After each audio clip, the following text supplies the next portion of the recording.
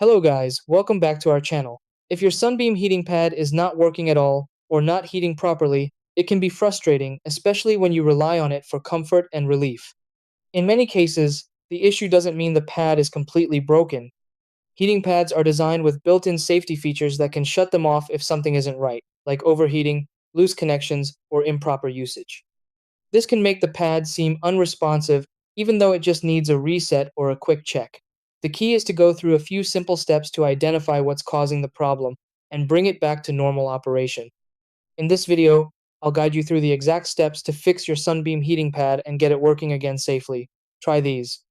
Step 1. Unplug the heating pad from the power outlet completely. Step 2. Let the pad cool down for a few minutes before restarting. Step 3. Reconnect the controller firmly to the heating pad. Step 4. Check the pad surface and remove any folds or pressure. Step 5. Plug the pad back into a stable power outlet. Step 6. Turn it on and check if the heating function starts working.